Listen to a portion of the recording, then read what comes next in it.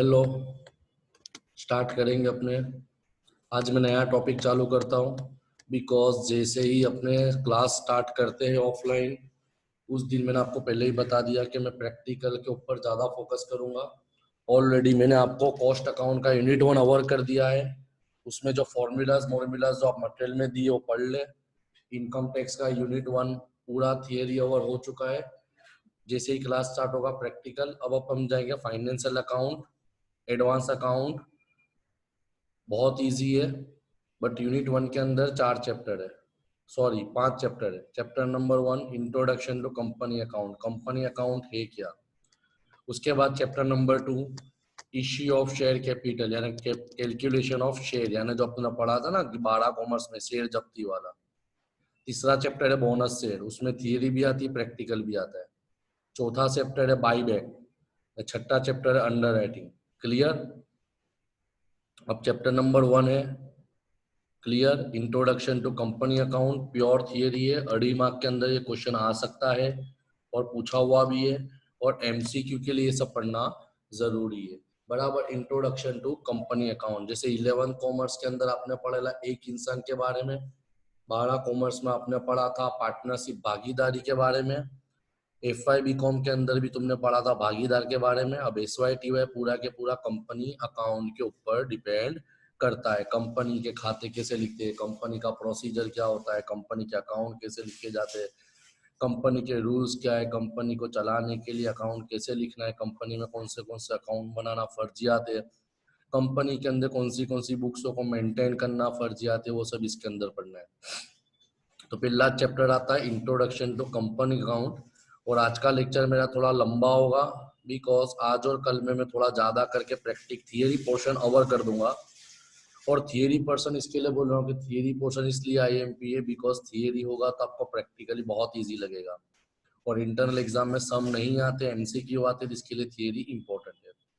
तो chapter number 1 introduction to company account, इसमें पहला टॉपिक है maintenance of books of account. Maintenance of books of account यानी आपको कौन सी बुक्स को मेंटेन करके रखना है।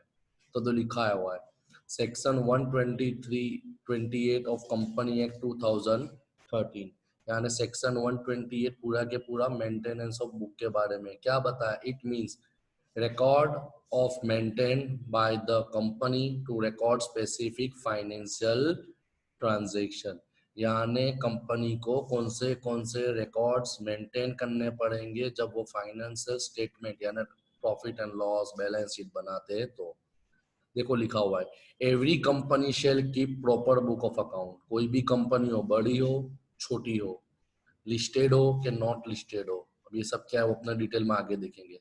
यानी हर कंपनी उसको बुक्स ऑफ अकाउंट मेंटेन करनी पड़ेगी।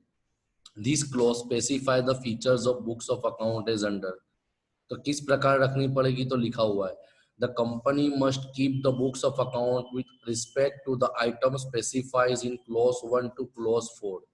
क्लॉज 1 to क्लॉज 4 ये अपने सिलेबस में नहीं है डिटेल में, मगर बता देगा क्लॉज 1 से क्लॉज 4 के अंदर जितनी भी बुक्स के बारे में स्पेसिफाई करा है वो बुक्स को आपको रखना पड़ेगा। Number 2 the books of account show all the money received and expanded, यानी जितना पैसा आया, जितना पैसा गया, कितना परचेस करा है, कितना सेल करा है, कितनी आपकी असेट है, कितनी आपकी लायबिलिटी है, सब कुछ मेंटेन करना जरूरी है बुक्स में।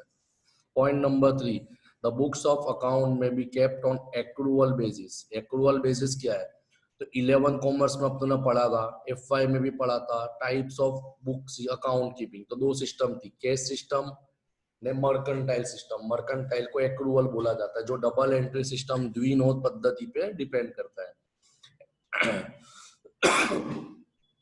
And point number 4 the books of account must show the true and fair affair of the company. भी पढ़ा था कि जो भी आपकी बुक्स ऑफ अकाउंट है वो आपके सही हिसाब किताब बताते होना जरूरी है। तो सिंपल पहला पॉइंट क्या था, every company has to maintain books of account as per clause 1 to clause 2।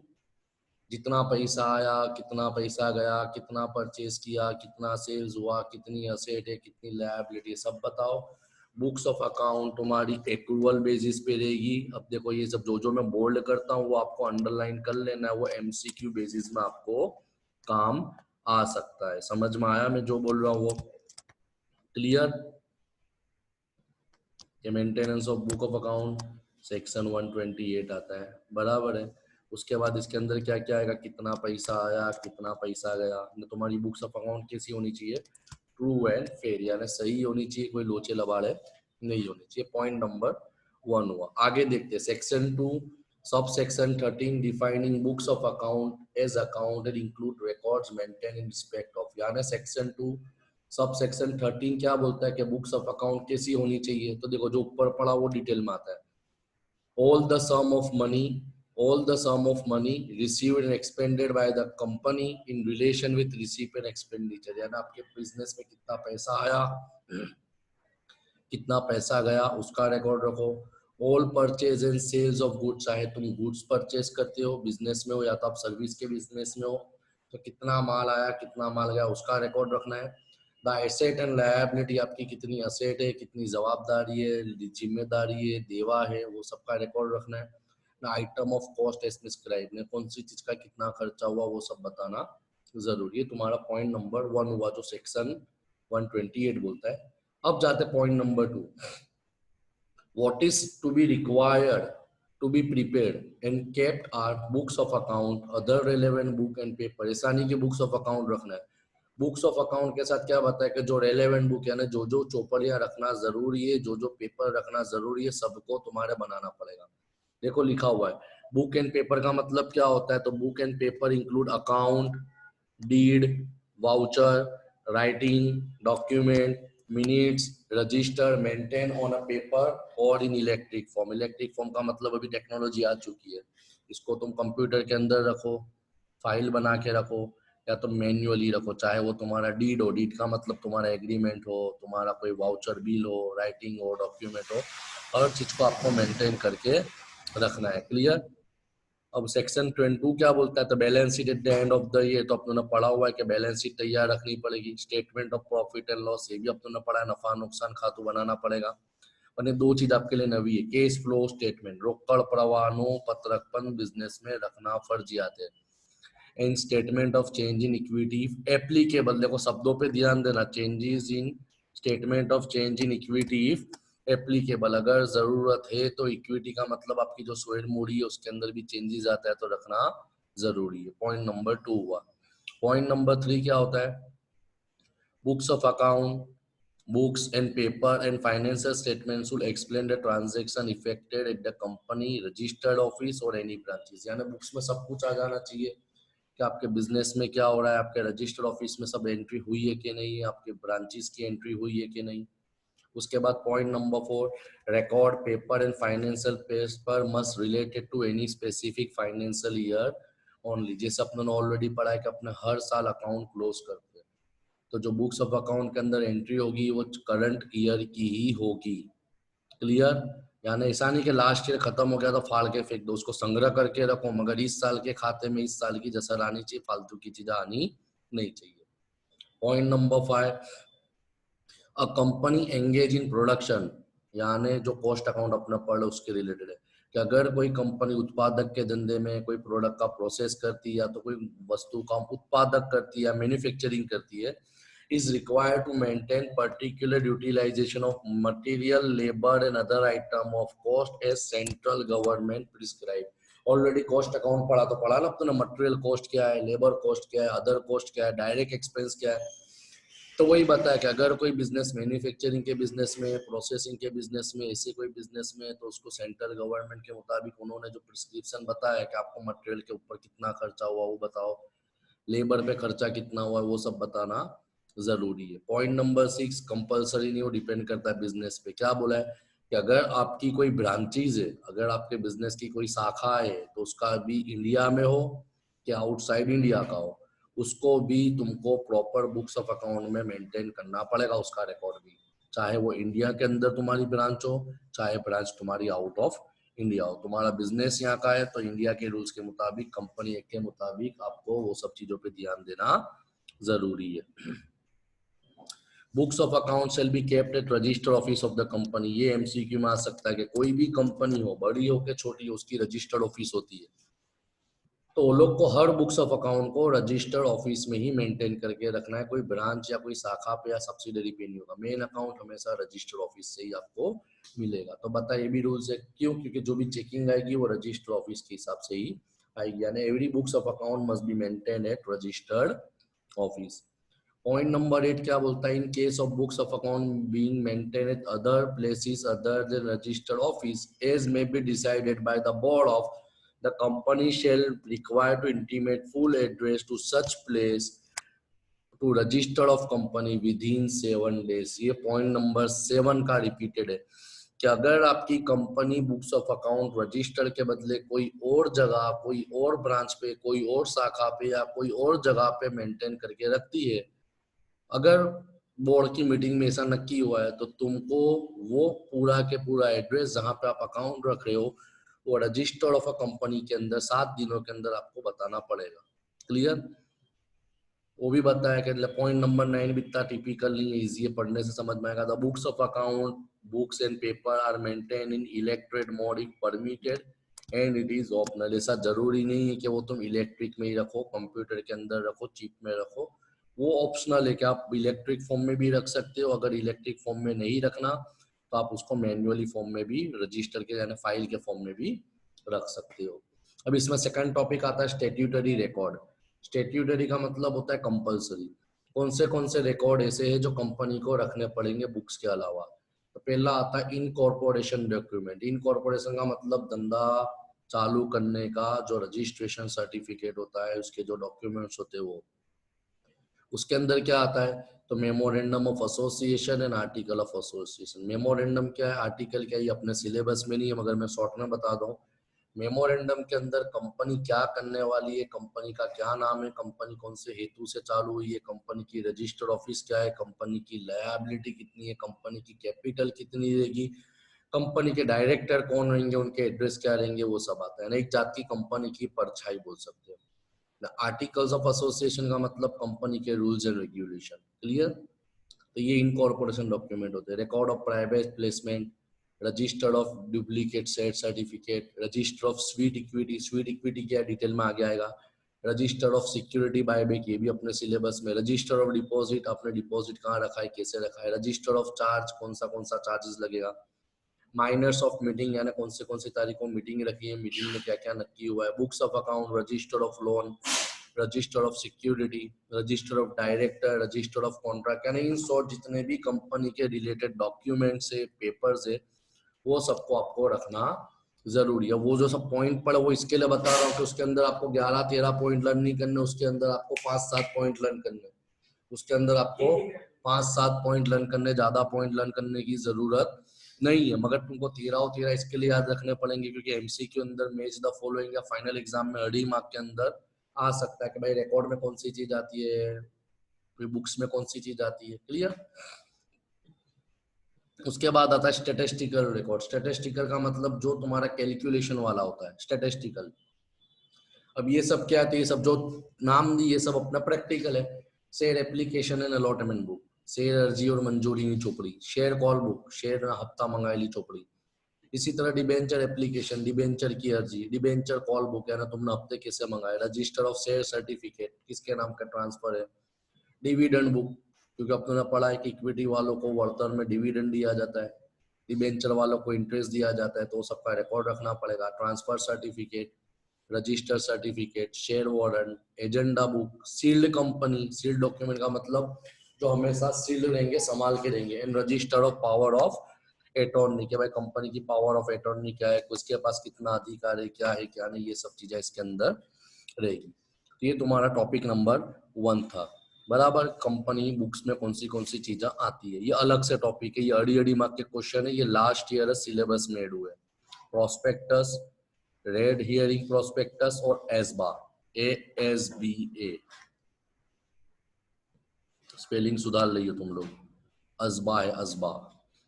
बराबर, ये 3 शॉर्ट नोट है छोटी छोटी जो लास्ट ईयर सिलेबस में ऐड हुई थी, जूने सिलेबस में नहीं थी, तो चांसेस ज्यादा है अड़ी मार्क में पूछने के। तो प्रोस्पेक्टस क्या है, तो प्रोस्पेक्टस क्या है, तो मैं पढ़ता हूँ। Prospectus is an offer document in case of public issue which has all relevant detail including price, and number of share or convertible security being offered। यानी प्रोस्पेक्टस ये डॉक्यूमेंट है, ये वो चीज है जो कंपनी जब अपने शेयर, पब्लिक कंपनी शब्दों पे ध्यान दें, इसके लिए लिखा है in case of public issue, कि अगर पब्लिक कंपनी अपने शेयर मार्केट में इश्यू करती है, पब्लिक कंपनी अपने शेयर मार्केट में इश्यू करती है, तो प्रोस्पेक्टस के अंदर पूरी डिटेल हो जाती है, आ जाती है कि कंपनी ने कितने शेयर बाहर पाड़े, कितने रुपए में बाहर पाड़े, या तो कोई सिक्योरिटी बाहर पाड़ी, डिबेंचर हो, प्रेफरेंस शेयर हो। क्लियर? तो वो डॉक्यूमेंट को प्रोस्पेक्टस बोला जाता है। It is an offer document कि भाई पब्लिक को इनवाइट करना है कि तुम हमारे शेयर सब्सक्राइब करो। This document is registered with register of the company before issue open in case of fixed price issue and after the closure of issue in case of bill। यानी ये register कहाँ पे रखना पड़ेगा? तो ये document company की registered office पे रजिस्टर कराना पड़ेगा, ताकि कंपनी में भी पता चले, कंपनी के बुक्स ऑफ अकाउंट में भी रिकॉर्ड रहे कि आपने कितने शेयर कब पाड़े और इसकी क्लोजिंग डेट क्या है।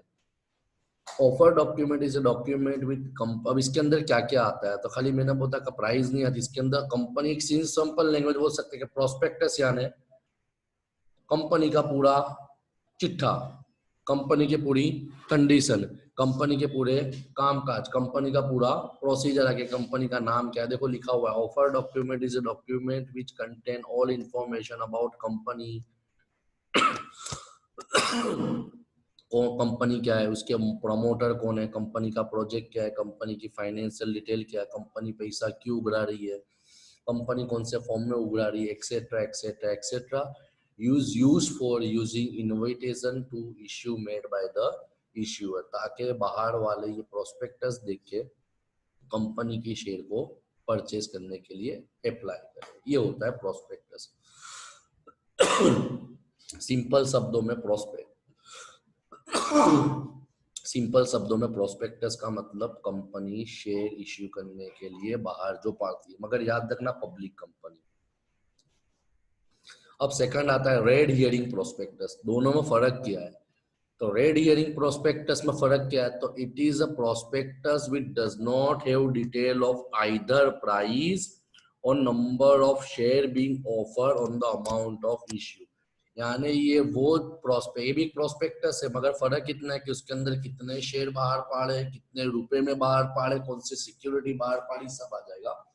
रेड हियरिंग प्रोस्पेक्टस का मतलब क्या कि इसके अंदर कोई डिटेल नहीं होगी, कंपनी कौन से शेयर बाहर पाड़ रही है, कितने शेयर बाहर पाड़ रही है, कितने रुपए प्राइस रहेगी। देखो लिखा हुआ है, this means in case price is not disclosed the number of share in the upper and lower band are declared। खाली इतना बता देंगे, इसकी मैक्सिमम प्राइस 200 रुपए रहेगी और कम से कम प्राइस 10 रुपए रहेगी। इसका मतलब कंपनी 10 से 200 के अंदर कोई भी प्राइस तुम्हारे पास से मांग सकती है। This means in case price is not disclosed, the number of share in upper and lower band are disclosed। Red hearing prospectus will be filed with the register of company without price band, and issuer in such case will notify the floor price by the way of advertisement 1 day prior to the opening of the issue। यानी जो लोग apply करने वाले उनको एक दिन पहले, यानी जैसे मैंने आज 10 तारीख को बोला, 10 तारीख को कंपनी शेयर बाहर पाड़ेगी, तो 9 तारीख के दिन उनको पता चल जाएगा कि कितने रुपए के शेयर की कीमत है। हाँ, मगर जब वो प्रोस्पेक्टस बाहर पाड़ेंगे तो लोग नक्की करके डिक्लेयर कर देंगे कि शेयर की कीमत 9 रुपए से चालू होगी और 199 के अंदर रहेगी, यानी लोअर बैंड अपर बैंड नक्की कर देंगे। कितने वाला है वो खबर पड़ेगी नहीं, वो एक दिन पहले नहीं। भी वही चीज है, रजिस्टर में, रजिस्टर ऑफिस में, रजिस्टर ऑफ अ कंपनी में रजिस्टर कराना जरूरी है। ये छिल्ला आता है अजबा। ये मोस्ट आईएमपी है आपकी एग्जाम के लिए, ये आपकी एग्जाम के लिए मोस्ट आईएमपी है, मोस्ट आईएमपी क्वेश्चन है। किसके लिए? आपकी एग्जामिनेशन पॉइंट ऑफ व्यू के लिए। अजबा क्या है?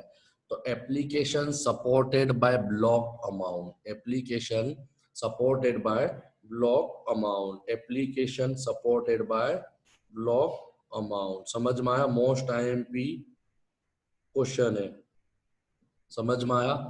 अजबा इज एन एप्लीकेशन, स्पेलिंग थोड़ी मिस्टेक है, आप सुधार लेना। ASBA is an application by investor containing an authorized to block the application in the bank account for the subscription of an issue.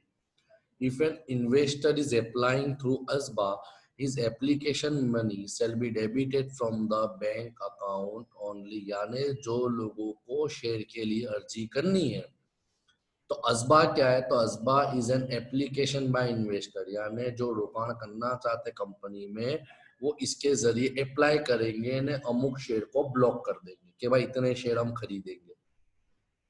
क्या? तो आगे लिखा if investor is applying to ASBA his application money shall be debited. जैसे ही वो लोग ने ASBA के थ्रू अपने शेयर ब्लॉक करे, जैसे 500 share, 1000 share, 2200 share, 3000 share, automatically उनके अकाउंट से पैसा डेबिट हो जाएगा। कौन से अकाउंट से? बैंक अकाउंट से। मगर इसके अंदर भी कंडीशन बहुत जबरदस्त है, मैं पढ़ता हूँ, बहुत जबरदस्त कंडीशन है।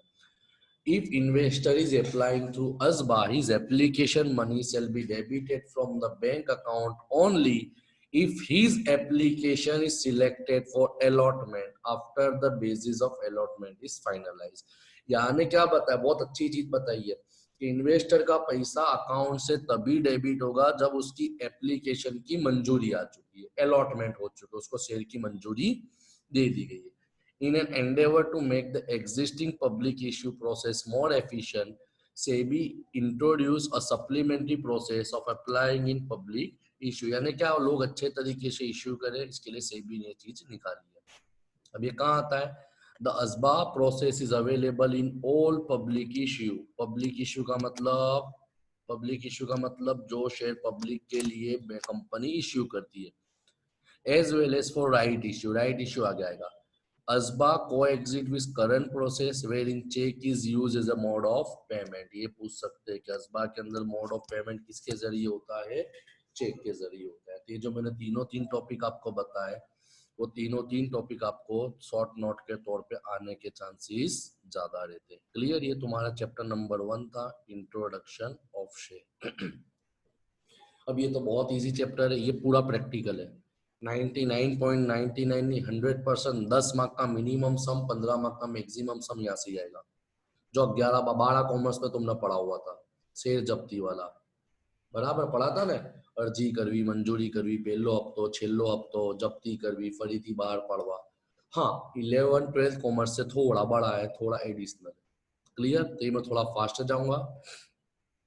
मीनिंग ऑफ शेयर, शेयर क्या है? तो कंपनी की मूड़ी छोटे छोटे हिस्सों में डिवाइड होती है, उसको बोलते हैं शेयर। वो छोटे छोटे हिस्सों को देखो, a share is a one unit to which total share capital is divided, each form of unit of ownership and offer for sale to raise the capital. कई के लिए बाहर पाड़े जाते लगे, लोगों से पैसा लिया जाए, कंपनी में मूड़ी लाई जाए। The share of any member are movable property transferable in manner provided by article of association. ये ट्रांसफरेबल है, बेचे नहीं जा सकते। एओए का मतलब होता है article of association. Face value of share is the par value. Par value का मतलब क्या? अपना प्रैक्टिकल करेंगे तो समझ में आएगा, ये सब एमसीक्यू में आ सकता है। Face value is the par value, इसको नॉमिनल वैल्यू और डिनोमिनेशन वैल्यू ऑफ शेयर भी बोला जाता है, बराबर। ये भी याद रखना है कि share means share capital of a company and include stock. Share का मतलब खाली शेयर्स नहीं होते, शेयर का मतलब स्टॉक भी होता है।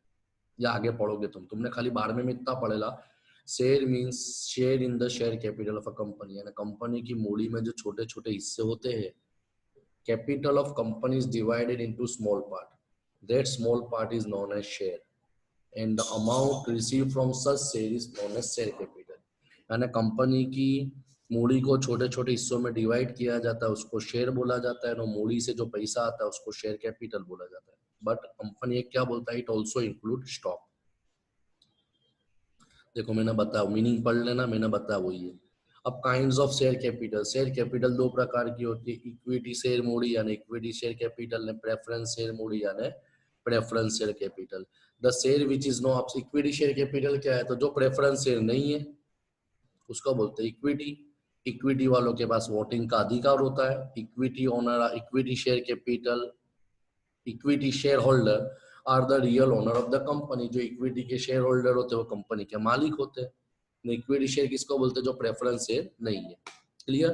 प्रेफरेंस शेयर का मतलब क्या होता है? It is those type of share which carry preferential right with respect of payment of dividend as well as amount of fixed rate which is free or subject to tax and repayment in case of winding up or repayment of capital. यानी preferential holder यानी preferential का मतलब ये Moody होती है जिनका business में preferential right होता है, वो कंपनी को पैसा देते हैं और कंपनी उनको फिक्स तौर पे डिविडेंड देगी जो डिविडेंड टैक्स फ्री है, और जब कंपनी बंद होगी तो इक्विटी वालों के पहले इनको पेमेंट मिल जाएगा। सब पढ़ा हुआ है तुमने, इसके लिए मैं थोड़ा फास्ट जा रहा हूँ। अब तुमने देखा टाइप शेयर कैपिटल क्या है, अब आता है टाइप्स ऑफ शेयर कैपिटल, ये भी सब पढ़ा हुआ है, पहला हमें समझाने की जरूरत नहीं है, तुम पढ़ोगे तो समझ में आ जाएगा। पहला आता है ऑथोराइज कैपिटल। ऑथोराइज कैपिटल का मतलब क्या होता है? रजिस्टर्ड कैपिटल, यानी उसकी कंपनी के मेमोरेंडम में कंपनी ने कितने शेयर कैपिटल रजिस्टर कराई है। इसका मतलब कंपनी अपनी लाइफ टाइम में इससे ज्यादा शेयर इश्यू नहीं कर सकती। सीधे दाखला तरीके 1 करोड़ शेयर 10 रुपए के भाव में मैंने रजिस्टर कराया, एमओए में लिखे, इसका मतलब मैं जब तक कंपनी चलाऊंगा 1 करोड़ शेयर से ज्यादा इश्यू नहीं कर सकता, मेरी मैक्सिमम लिमिट 1 करोड़। क्लियर? उसके बाद आता है इश्यूड कैपिटल। अब जैसे मैंने रजिस्टर तो 1 करोड़ कराया, मगर अभी मुझे 10 लाख की जरूरत है, तो मैंने क्या करा, 1 लाख शेयर 10 रुपए के भाव में इश्यू कर दिए।